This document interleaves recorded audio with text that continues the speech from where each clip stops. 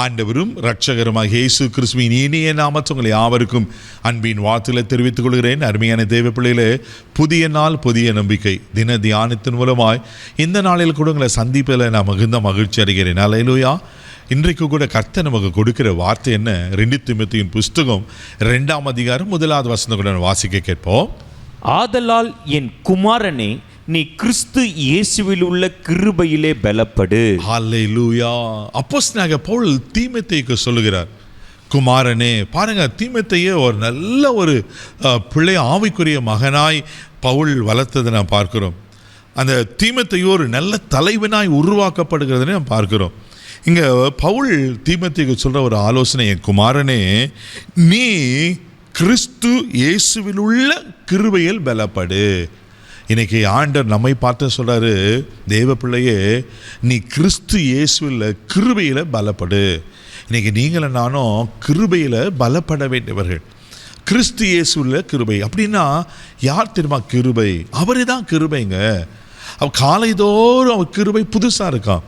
அப்போ ஒரு புதிய நாளை நான் பார்க்கணுன்னா, ஒரு புதிய நாளுக்கு வேண்டிய கிருபையை, ஒரு புதிய நாளுக்கு வேண்டிய பலனை, ஒரு புதிய நாளுக்கு வேண்டிய ஞானத்தை, ஒரு புதிய நாளுக்கு வேண்டிய ஐஸ்வர்யத்தை, ஆசீர்வாதத்தை, நன்மையை, அந்த நாளுக்கு வேண்டிய காரியம் எல்லாம் நான் பெற்றுக்கணும்னா அந்த கிருபையில் நான் பலப்பட்டிருக்கணும். ஆமே. யோவான் எழுதின சுவிசேஷம் 1ஆம் அதிகாரம் 14வது வசனம் இப்படியா சொல்லப்பட்டிருக்கு.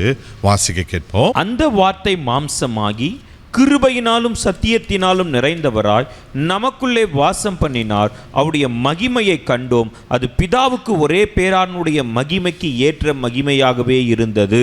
பாருங்களேன், கிருபையில், கிறிஸ்து இயேசுவில கிருபையில் பலப்படு. அப்போ கிருபை யாரு? ஆண்டவர் தானே.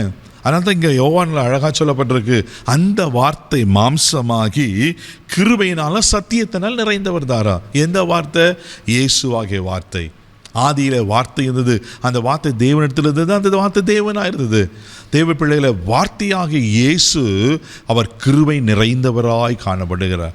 அப்போது ஒவ்வொரு நாளும் அவருக்குள்ளே நான் நிலைத்திருக்கும் போது, அவருக்குள்ளே நான் பலப்படும் போது, அவர் கிருபையினால் நான் பலப்படுகிறேன். எவ்வளோ நல்லா இருக்குது பாருங்களேன். அவர் கிருபை எனக்கு ஒன்று இருந்தால் போதும், நான் எல்லாவற்றையும் வாழ்க்கையில் சாதிச்சிட முடியும். தேவப்பிள்ளையில் ஏசாயா 54:10 வாசிக்கிறோம், மலைகள் விலகினாலும் பர்வதம் நிலை பெய்தாலும் என் கிருபை உன்னிட்டு விலகாது. ஆண்டவர் நமக்கு வாக்கு பண்ணியிருக்கிறார் அல்லவா? அவர் நம்மோடு கூட இருக்கிற கர்த்தர். அவர் கிருபை நிறைந்த ஆண்டவர். விதத்தில் அநேக வசனங்கள் சொல்லப்பட்டிருக்கு. அதனால தான் பவுலுக்கு ஒரு முள் கொடுக்கப்பட்ட போது கூட பவுலுக்கு ஆண்டவர் என்ன சொன்னார்? உன் பலவீனத்தில் என் பலம் பூர்ணமாக விளங்கும், என் கிருபை உனக்கு போதும்னு சொல்லிட்டார். இன்னைக்கு அந்த கிருபையில் நீங்கள் ஒவ்வொரு நாளும் அவருக்குள்ளே பலப்படும் போது நிச்சயமாக அவர் உங்களை ஆசீர்வதிக்க உண்மையில் இருக்கிறார். 1 நாளாகும் புஸ்தகம் 16ஆம் அதிகாரம் 34வது வசனம் கூட வாசிக்கும் போது இப்படியா சொல்லப்பட்டிருக்கு. வாசிக்க கேட்போம். கர்த்தரை துதியுங்கள், அவர் நல்லவர், அவர் கிருபை என்றும் உள்ளது. ஆமென். கர்த்தரை துதியுங்கள், அவர் நல்லவர், கிருபை என்றும் உள்ளது. தேவப்பிள்ளையில, அப்போ அவர் கிருபையை ஒவ்வொரு நாளும் பெற்றுக்கொள்ள வேண்டுமென அவரை துதித்து, அவர் நல்லவர் நல்லவர் என்று பாடுங்க, அவரை மகிமைப்படுத்துங்க. அவர் கிருபை என்றும் உள்ளதான். அப்படின்னா பிரச்சனையில், போராட்டத்தில், எல்லா சூழ்நிலையிலும், எல்லா நாள் முழுதும், உங்கள் வாழ்நாள் முழுதும் கிருபை உங்களை சூழ்ந்துக்கொள்ளும். அந்த கிருபையில் பலப்படுங்க. அவரை உங்களை பாதுகாக்க உண்மையில் இருக்கிறார். கண்களை மூடி நம்ம ஜெபிக்கலாம்.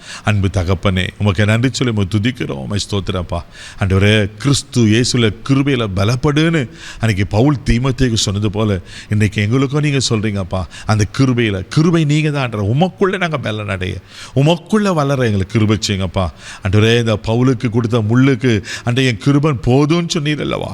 உங்கள் கிருபையை, போதுமான கிருபையை எங்களுக்கு தந்து நீங்கள் ஆசீர்வதித்து காத்துக்கொள்ளும்படி ஆட்சேபிக்கிறோம். அந்த கிருபையினால் எங்களை நிரப்புங்கப்பா, பாதுகாத்தோம். இந்த நாள் முழுவதும் கரம் எடுத்து நடத்தும், எல்லா தீங்குக்கும் விளைக்க காத்துக்கணும். இயேசுவின் மேலே ஜெபக்கலும் பிதாவே, ஆமென். அவர் கிருபை போதுமானது. தைரியமாக போங்க. God bless you.